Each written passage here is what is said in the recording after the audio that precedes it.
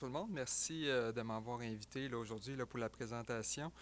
Écoutez, docteur Odé, placez la barre très haute avec la présentation juste avant. Donc, on va essayer de diminuer ça un petit peu pour que vous soyez confortable après ça pour aller manger.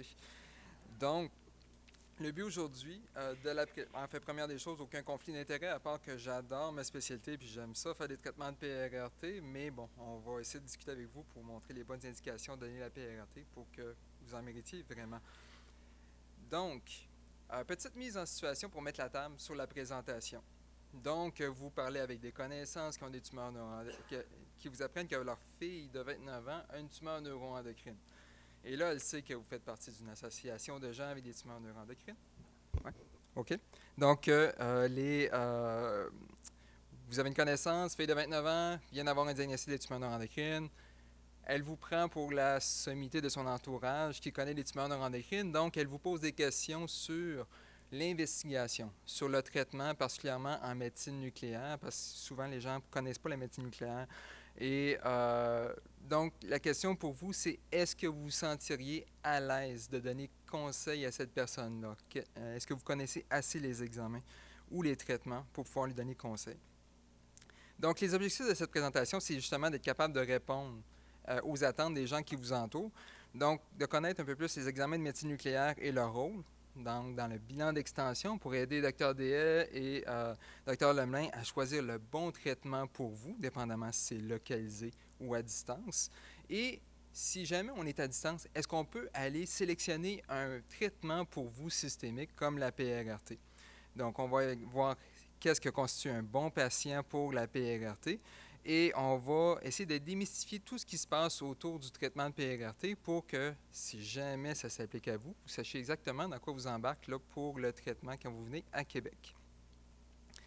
Donc, plan simple là, de la présentation. Donc, vous reconnaissez ici le ZEB. Donc, tumeur neuroendocrine, c'est des symptômes non spécifiques qui dépendent de la localisation initiale, de l'étendue de la maladie. Donc, le site primaire détermine le type d'hormone qui va être sécrété. Il peut y avoir des effets directs de la maladie juste par l'envahissement local également. Et éventuellement, avec la sécrétion prolongée des hormones, il peut y avoir là, des défaillances là, qui surviennent, donc le cœur carcinoïde, entre autres. C'est des maladies qui sont non réséquables pour la plupart du temps à cause du délai de la maladie, mais également pour le délai avant que la maladie se manifeste chez vous. Donc, les gens qui ont des tumeurs localisées, souvent vont... en fait, il faut que la maladie soit métastatique avant que les symptômes se manifestent. Donc, pour votre chirurgien, okay, que vous allez souvent rencontrer en premier lieu dès qu'on va faire le diagnostic de tumeur neuroendocrine, il doit être capable de déterminer si vous êtes un candidat à la chirurgie, donc il doit savoir si la maladie elle est localisée ou à distance. Pour ce faire, la plupart du temps, okay, dans le cadre du diagnostic de votre maladie, il va y avoir un CT scan qui va être fait. Donc, le CT scan, dépendamment de où est-ce que vous allez avoir reçu, va porter un nom différent. Donc, TACO, TDM, CT, scan, c'est toute la même chose. OK? Donc, comment ça se fait un CT scan? Un CT scan, en fait, c'est un examen où on vous fait passer de la radiation à travers de vous. Et à ce moment-là, on est capable de voir la morphologie des lésions qui est à l'intérieur de vous, mais on est également capable de voir leur densité. Et donc, avec ces reconstructions en 3D des formes qui est à l'intérieur de vous, et de certains critères, on est capable de déterminer est-ce que c'est de la maladie ou est-ce que c'est des organes normaux. Mais vous comprendrez que ces critères-là, je veux dire, comme par exemple les ganglions, 1 cm, mais la maladie, elle n'apparaît pas à 1 cm. Elle peut faire quelques millimètres et éventuellement atteindre 1 cm. Pourquoi on a mis 1 cm de critère? C'est que vous avez des fois des ganglions qui sont tout à fait normaux à l'intérieur de vous, et si on commençait à identifier chacun des ganglions en disant c'est probablement de la maladie, on rendrait beaucoup de gens malades qui ne le sont pas réellement. Donc, il faut faire une limite et dire il y a probablement plus de chances que ça soit bénin en bas d'1 cm, probablement plus de chances que ça soit malin à plus qu'1 cm. Quand vous regardez les images d'un CT scan, okay, c'est un petit peu comme je vois à Où est Charlie. Okay? Donc, vous avez énormément de choses qui sont normales à l'intérieur. Vous avez énormément d'images à regarder et c'est pas toujours facile de trouver exactement où se trouve la tumeur. Donc, pour ceux qui l'ont cherché, il est ici, Charlie. Donc, pour les tumeurs neuroendocrines, est-ce que ça serait possible de voir ou de trouver un examen qui nous permettrait de voir que la tumeur neuroendocrine a un gilet rayé? Donc, les tumeurs neuroendocrines ont la particularité qu'ils viennent de cellules qui produisent des hormones et qu'ils ont à leur surface des récepteurs, les récepteurs à la somatostatine, qui permettent de réguler la production d'hormones et qui permettent également de réguler la libération de ces hormones-là. Il est possible de créer des petites molécules, des petits peptides, qui vont s'attacher à ces récepteurs-là, un peu comme les peptides qu'on fait normalement là, à l'intérieur de nous. Ces récepteurs-là, il y en a 5 types. Pour les tumeurs neuroendocrines, on en rencontre 2 plus particulièrement, le 2 et le 5. Donc, en médecine nucléaire, ce qu'on fait depuis à peu près les années 90, c'est qu'on a l'Octreoscan. Donc, l'Octreoscan, qu'est-ce que c'est? Bien, c'est qu'on a pris les peptides qui circulent normalement à l'intérieur de vous pour aller s'attacher à ces récepteurs-là. On les a modifiés un petit peu pour qu'ils durent plus longtemps à l'intérieur de votre sang et on a attaché de la radioactivité dessus. Cette radioactivité-là, ça nous sert de petite lumière pour nos caméras pour qu'on puisse voir où ça s'est attaché à l'intérieur de vous. Donc, un Octreoscan, on vous injecte. Vous revenez 4 heures plus tard, on fait une première série d'images. Pourquoi à 4 heures? Parce que ce n'est pas encore rendu dans les intestins, on est capable de mieux voir l'abdomen. Et par la suite, on fait venir à 24 heures pour finaliser l'examen. C'est un examen qui, à la base, est fait en mode planaire, c'est-à-dire que vous avez 2 caméras qui sont disposées en avant et en arrière de vous, un petit peu comme une machine à panini, et on va vous scanner de la tête jusqu'aux pieds. Et si jamais on veut avoir des images en 3D, bien la caméra, le détecteur fait à peu près 25 cm. Et là, on va choisir un 25 cm qui nous intéresse à l'intérieur de vous après avoir vu la première série d'images et on va faire tourner la caméra autour de vous. Si on veut faire 50 cm, bien là, il va falloir avoir 2 tours de caméra. Et à chaque fois qu'on fait ça, bien, c'est un 20 à 25 minutes d'examen qu'on rajoute à chaque fois. Donc, ça peut être un examen qui peut être très long à faire, mais c'était quand même le meilleur examen qu'on a eu pendant longtemps. Et ça a déjà porté le nom de Gold Standard ou examen porte-étendard où que tous les autres examens se comparaient pour voir si on était meilleur. Le problème avec l'Octreoscan, c'est a priori un problème de résolution. Donc, vous pouvez avoir de la maladie à l'intérieur de vous qui fait 1 cm, 1,5 cm, qu'on a vu au CT scan ou à la résonance magnétique. On fait un Octreoscan, puis on ne le voit pas. Ça ne veut pas dire que ce n'est pas des tumeurs neuroendocrines, mais souvent, c'est que l'examen n'est pas encore assez bon pour être capable de voir la quantité de récepteurs qu'il y a dedans. C'est également une molécule qu'on utilise qui n'a pas une affinité parfaite. Donc, quand je parle d'affinité, c'est la capacité de s'accrocher après ces récepteurs-là. C'est un examen qui est assez dispendieux. Donc, si on prend un Octreoscan fait aujourd'hui, ça va nous coûter à peu près 1 000 $ juste pour la substance qu'on vous injecte. Là, on a les unités techniques, etc., mais la substance, c'est à peu près 1 000 $. Donc, c'est quand même... Si on en fait plusieurs, ça peut s'additionner. La durée de l'examen, comme je dis, 3 visites. Si vous travaillez encore, si vous avez des enfants, vous occupez des choses comme ça peut être beaucoup d'organisation pour faire cet examen-là. L'irradiation, donc le produit à l'intérieur de vous va émettre de la radiation pendant longtemps. Donc, une fois l'information que nous apporte l'examen est plus importante que les problèmes potentiels que vous pourriez avoir avec la radiation, donc il n'y a pas de problème. Mais si on le fait à plusieurs reprises, parce qu'on attend toujours d'avoir des lésions assez grandes pour finir par les voir avec l'Octreoscan, bien, ça peut s'accumuler. Comme je vous dis, les acquisitions en mode planaire, bien là, à chaque fois qu'il faut choisir l'endroit où on le fait en 3D. Donc, on essaye de le faire, excusez-moi l'expression, on the spot. Quand on regarde les images sur la console du technologue, puis on dit on devrait faire ça là, mais il n'y a rien qui dit que si je l'avais fait ailleurs, j'aurais peut-être eu de l'information importante. Mais il faut faire des choix à ce moment-là. Je vous montre ce patient-ci à main levée. Êtes-vous capable de me dire, est-ce que c'est le patient numéro 1 qui est le plus malade ou est-ce que c'est le patient numéro 2 qui est le plus malade? Donc, ça ici, c'est le foie, ça, c'est les reins, ça, c'est la rate, puis ça aussi, foie, rein, rate, puis ça, c'est la vessie. Donc, est-ce que vous avez l'impression, à main levée, est-ce que c'est celui-là qui est le plus malade ou est-ce que c'est celui-là qui est le plus malade? Un. Le deuxième, c'est la même personne, à quelques jours de différence. OK? Donc, le TEP Gallium-68 octréotate est une petite révolution en médecine nucléaire. OK?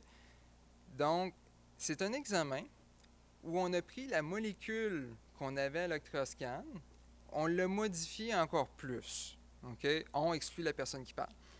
Donc, ils ont décidé, OK, on s'attardait au récepteur 2, au récepteur 5, mais si on regarde les statistiques, c'est surtout du 2, plus que 90%, c'est du récepteur 2. Donc, on va se concentrer uniquement pour le 2, puis on va faire la molécule parfaite pour le 2. Et par la suite, ils ont dit, bien, il va falloir qu'on réussisse à attacher cette radiation-là au meilleur atome radioactif qu'on est capable pour le mettre dans une autre caméra en médecine nucléaire qui s'appelle un TEP-scan. Donc, vous avez déjà entendu parler de TEP-scan peut-être dans le passé, mais on parle surtout du FDG, qui est un sucre radioactif pour d'autres types de cancers habituellement. Mais là, on l'a adapté pour les tumeurs neuroendocrines.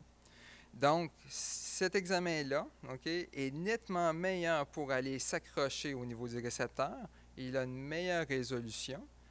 Et quand on le fait en quantité significative, donc plusieurs patients, puis qu'on est capable de faire plusieurs patients sur une même synthèse, ça coûte moins cher, donc environ 300 $ par patient au lieu du 1000 $ qu'on avait avant. Et souvent, on va trouver la réponse du premier coup au lieu de faire plusieurs examens série. Et donc, pour le système, c'est excellent. Vous, quand vous êtes patient et vous allez passer un TEP scan, on vous injecte, 1 heure plus tard, vous faites l'acquisition. Et l'acquisition se fait d'emblée en 3D. Et ce, de la tête jusqu'aux pieds. On n'a pas besoin de choisir a posteriori, j'aurais dû faire ci, j'aurais dû faire ça, etc. Donc, on a toute l'information pour prendre nos décisions en un seul coup. Moins de radioactivité également. Le problème, c'est que c'est pas approuvé encore par Santé Canada. Donc, si vous l'avez, c'est sous forme de protocole de recherche. Et si demain matin, je décide de faire un protocole de recherche pour pouvoir l'inclure, bien, la synthèse, comme c'est un atome radioactif qui, à chaque 68 minutes, diminue de moitié, bien, je ne peux pas la faire à Sherbrooke puis l'amener à Québec. Ça ne fonctionne pas. Donc, il faut que je vois la faire sur place. Et pour le faire sur place puis pour satisfaire les exigences de Santé Canada, bien, il faut que je fasse une salle blanche en bonne et due forme, comme une compagnie qui ferait du Tylenol ou des choses comme ça. Donc, c'est beaucoup d'investissement dans les hôpitaux. Ça prend un setup de recherche, mais on se croise les doigts pour qu'éventuellement Québec et d'autres centres là, que Sherbrooke puissent offrir ça là, à plus de population là, avec les tumeurs neuroendocrines. Si on compare le gallium-68 avec ce qui se fait, l'octréoscan et l'imagerie conventionnelle, ce qu'on se rend compte, c'est que notre gold standard de l'octréoscan, en fait, on attrapait à peu près juste le tiers des lésions chez ces patients-là, alors que 95% des lésions vont être attrapées avec le gallium-68. Et si on prend l'imagerie anatomique, ben c'est ça, c'est 45 à 50% là, des gens qu'on va avoir un bilan complet. 45 à 50% des lésions chez un patient qu'on va attraper. Donc, si vous avez une maladie suite à ces examens-là, qui est décrite comme non opérable, parce que vous avez de la maladie métastatique, soit à l'octréoscan ou à cause vous avez un gallium-68 octréotate positif, est-ce qu'il serait possible également, avec l'information que nous a donnée ces tests-là, de vous proposer un autre moyen de vous traiter? Donc, la PRRT. La PRRT, c'est pour Peptide Receptor Radionuclide Therapy. Bref, ça fait partie d'une nouvelle tendance en médecine nucléaire qu'on appelle la théranostique. Okay? Donc, on utilise un premier traceur qui nous permet d'aller s'attacher avec les tumeurs. Et par la suite, on fait juste changer l'atome radioactif à l'intérieur de cette molécule-là. Et là, à ce moment-là, on peut aller vous livrer de la radiation à l'intérieur de vous qui va aller s'attacher à ces récepteurs-là. Donc, le lutetium-177 octréotate, son but, ce n'est pas de faire de belles images. Son but, c'est d'aller vous livrer de la radiation à l'intérieur des tumeurs. Il y a seulement 10% de chacun des événements radioactifs qui va contribuer à faire des images. Donc, si vous regardez un patient ici, avec un phréochromostome, dans la surrénale, qu'on voit très bien, les contours sont très bien définis avec le gallium-68, mais si on regarde l'image au lutetium-177, c'est flou comparé. Mais ce n'était pas ça le but de faire l'injection, c'était vraiment d'aller traiter localement. Comment qu'on fait pour aller traiter les tumeurs? Qu'est-ce qui se passe à l'intérieur de vous quand vous avez de la radiation? Il y a deux choses qui peuvent se produire. Donc, la radiation elle-même peut aller, avec le rayon ou avec l'électron, briser l'ADN. Ça arrive seulement 10% du temps. Le vrai processus qui se passe 90%, c'est que l'eau qu'il y a autour de l'ADN dans vos cellules, quand la radiation passe au travers, va venir briser les liens et on va faire des radicaux libres. On vous dit tout le temps, prenez des bleuets, c'est dans l'antioxydant, ça va vous protéger, etc. Faites pas ça quand on vous donne des traitements de PRRT parce que vous venez contrer ce qu'on essaie de faire à l'intérieur de vous. Donc, nous, ce qu'on fait, c'est des oxydants. Vous pouvez le faire dans d'autres occasions, mais pas quand vous venez nous voir. Donc, on vient faire du peroxyde, on vient faire d'autres radicaux libres autour de la cellule et de l'ADN. Et à ce moment-là, c'est ces radicaux libres-là qui vont aller s'attacher à l'ADN et briser l'ADN. L'ADN, c'est les instructions à l'intérieur de cellules. Et quand les tumeurs neuroendocrines tentent de se diviser après qu'on ait brisé leurs instructions, mais c'est comme faire une bibliothèque IKEA et qu'il nous manque des pièces, bien, elle va s'écrouler. Donc, c'est un petit peu ce qui se passe avec les tumeurs neuroendocrines quand on leur donne le PRRT. Qu'est-ce qu'on essaie de faire avec la PRRT? Bien, c'est un traitement qu'on dit palliatif. On ne vous guérit pas. Je ne suis pas un super-héros. Donc, la PRRT, ce qu'on veut faire, c'est deux choses. C'est contrôler la croissance de la maladie et contrôler les symptômes de la maladie. Donc, si vous vous attendez, en commençant la PRRT, à avoir une réponse complète d'être guéri, c'est moins de 1% des gens qui vont atteindre ça. Par contre, si vous avez des attentes plus réalistes, comme on vous dit, de dire on arrête la progression de la maladie et peut-être un bonus qu'on diminue un petit peu la charge de la maladie, vous avez 80% de chance d'avoir ce genre de réponse-là. Donc, les indications de traiter avec les tumeurs neuroendocrines, les traités avec la PRRT, ce n'est pas nécessairement les tumeurs neuroendocrines, mais il faut avoir des récepteurs à la somatostatine à la surface des cellules.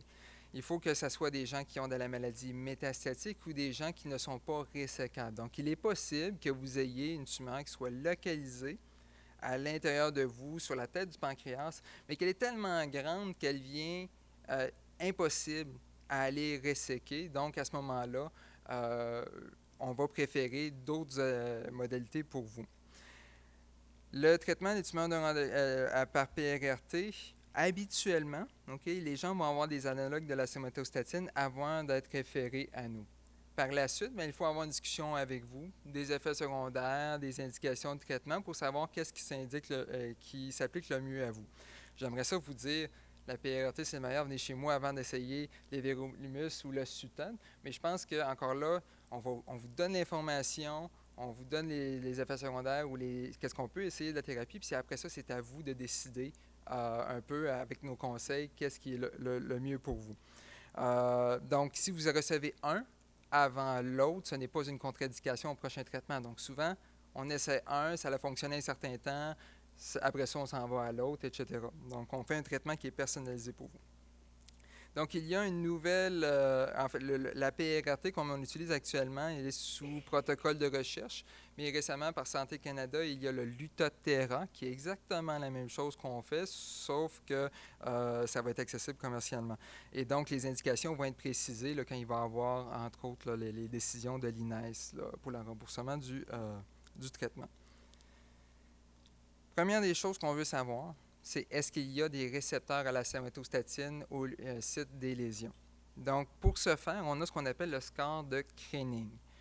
Je pourrais vous donner les 4 grades de captation, mais ce qui est important pour vous de savoir, c'est que si on est capable de voir les lésions au-dessus de ce qu'on voit normalement dans un foie sain, mais à ce moment-là, ça peut être une indication de traitement.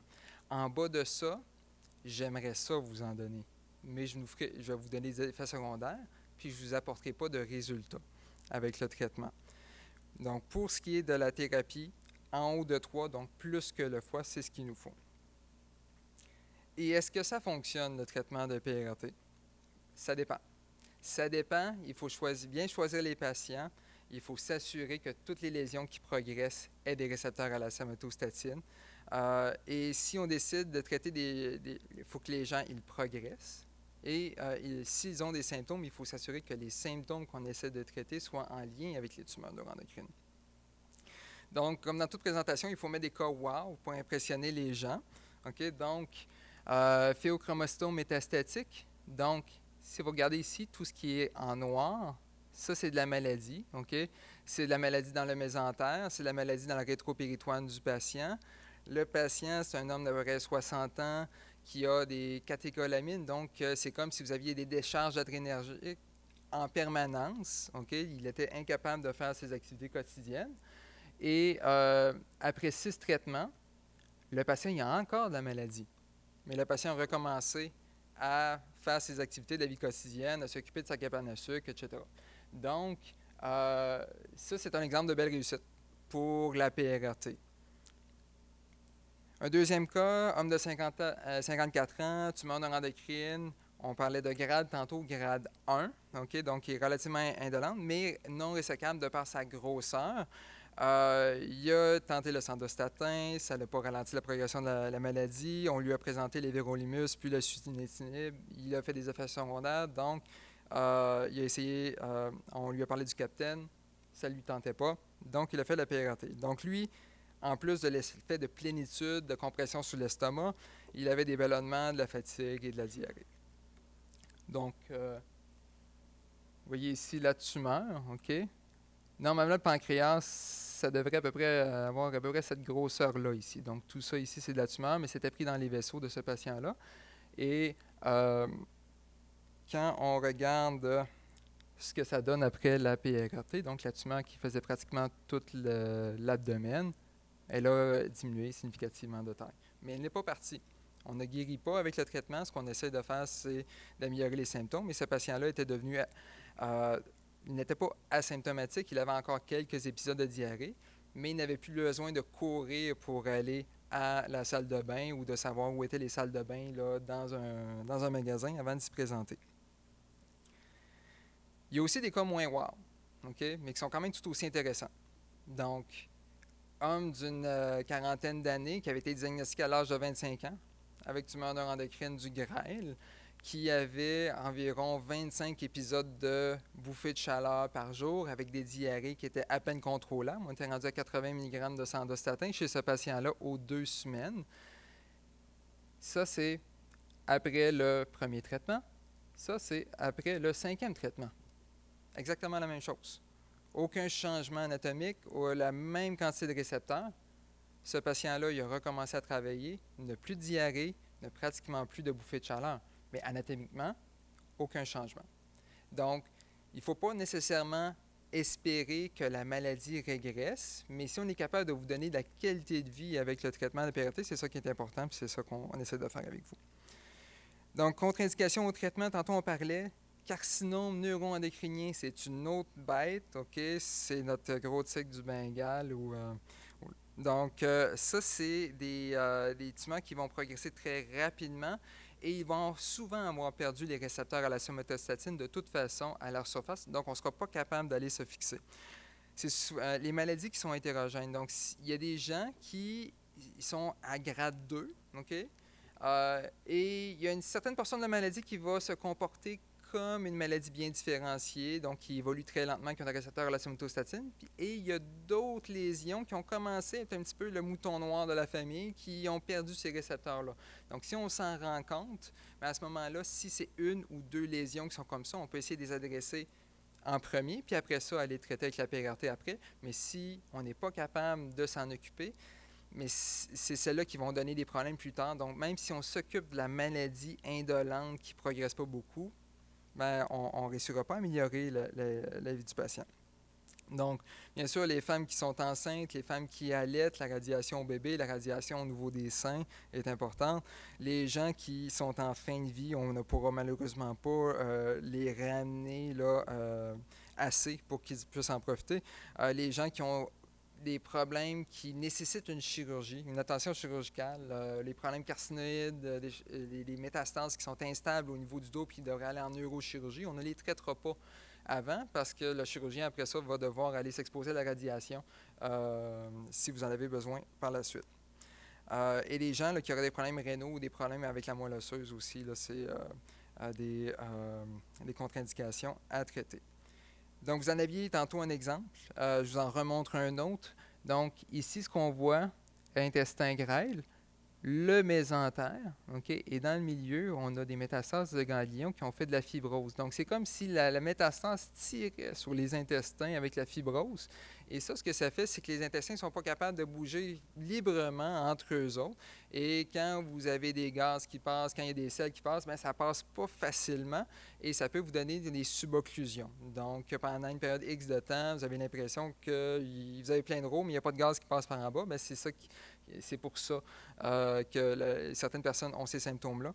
Et moi, si je vous traite avec de la PRRT pour ce genre et que vous avez ce genre de maladie-là, malheureusement, je ne peux pas vous aider. Ça ne fera pas fondre ces adhérences-là ou la maladie desmoplastique. Donc, par expérience, si on voit que votre cas, on a ça à l'imagerie, on va vous dire probablement pas. Pas parce qu'on ne veut pas vous aider, c'est juste qu'avec l'expérience, on sait que notre produit ne fonctionnera pas avec ce genre de maladie-là.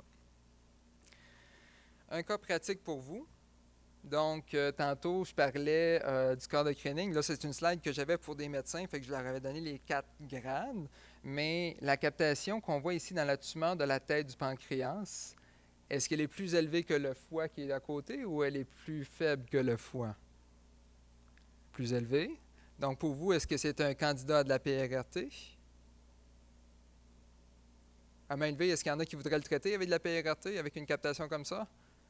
Ouais. Il y en a-tu qui ne voudraient pas traiter? En fait, il faut aller voir notre super-héros parce qu'il y a juste une lésion dans la tête du pancréas. OK? Donc, il faut toujours penser, même si vous avez un octreoscan qui est positif, c'est pas la PRRT en premier, c'est toujours la chirurgie. Cas un petit peu plus complexe, ça ressemble à ce qu'on commence à recevoir à l'Hôtel-Dieu de Québec. Donc, ce qu'on voit sur un gallium 68, des lésions sur la voûte crânienne, dans les os, on en a un petit peu dans les ganglions, également dans les os ici. Donc, si on regarde le foie, si on regarde les lésions, est-ce que, d'après vous, il y a assez de captation pour aller traiter ce patient-là pour la PRRT? Ouais. Malheureusement, non. Non. Écoutez, quand on vous pose des questions de la présentation, c'est toujours des pognes. Donc, voici le scan au gallium 68. OK? Vous voyez ici, il y a une zone où c'est noir. OK? Si on regarde sur le CT scan, là, malheureusement, on ne voit pas très bien. C'est plus foncé ici. Ça, c'est une métastase qui progresse et c'est une métastase qui n'a pas de récepteur à la somatostatine. Donc, quand on se fait envoyer des références, on est têteux, mais à chaque fois, on demande des CD, puis à chaque fois, on va passer du temps à regarder image par image toutes les lésions pour être sûr d'attraper ces cas-là, qui, si on regarde le rapport, nous dit, bien, il y a des récepteurs, mais pas assez, malheureusement, pour qu'on puisse vous aider. Si jamais on a un doute, donc vous avez eu plusieurs traitements par le passé, vous avez eu de l'embolisation, de la radiofréquence dans le foie, etc., puis on avait cette zone-là qui était froide dans le foie, mais on n'a pas assez de recul pour voir si elle a progressé, on pourrait faire ce qu'on appelle un TEP scan au FDG. Donc, je vous parlais tantôt du TEP scan, c'est celui-là. Donc, ce que ça nous permet, le TEP scan au FDG, c'est de voir, entre autres, est-ce qu'il y a de la lésion, elle est agressive. OK? Si elle est agressive, est-ce qu'elle est encore vivante? Et si on voit que le FDG il est positif chez les gens, habituellement, c'est un facteur de mauvais pronostic. Ça nous indique que la maladie va mal se comporter dans le futur. Donc, ce qu'on sait, c'est que les gens qu'on va traiter avec la maladie qui avec des FDG, c'est qu'ils vont malheureusement moins bien évoluer que ceux qui ont une maladie qui est négative. Donc, si on regarde ce que ça veut dire en chiffres, c'est que les gens qui sont positifs, ils auraient 21 mois de survie après le traitement. alors qu'on est à peu près à 68,7 mois quand la maladie elle est négative. Donc, nous, on ne l'utilisera pas dans le contexte de pronostic. OK? On va l'utiliser pour nous aider cliniquement si jamais on a des doutes sur la présence ou non de récepteurs. Donc, ça a bien été. Vous avez été sélectionné pour un traitement à la PRRT. Vous vous présentez à l'Hôtel-Dieu de Québec. Comment ça fonctionne? Là, c'est ça. Maintenant, il faudrait que je remplace ça par 3 patients par salle, OK? Parce qu'il arrive maintenant qu'on réussisse à rentrer 3 patients dans une salle. Vous allez voir, souvent, les gens qui viennent sont jumelés avec les mêmes patients de fois en fois parce que les gens sont traités aux 8 semaines. Et donc, ils s'échangent leurs cartes d'affaires, etc., leur email, et ils se parlent entre eux autres.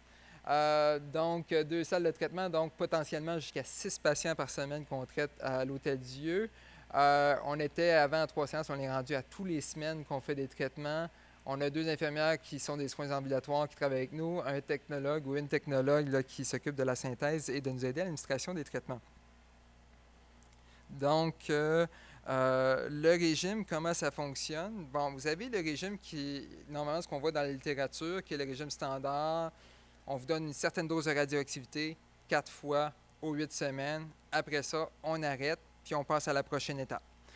À Québec, ce qu'on a essayé de faire, et ça a été débuté par Dr Beauregard, sous forme de protocole de recherche, c'est d'adapter la quantité de radiation par rapport à votre corps. Donc, il y a certaines personnes qui gardent le produit longtemps à l'intérieur d'eux, il y a certaines personnes qui le gardent moins longtemps.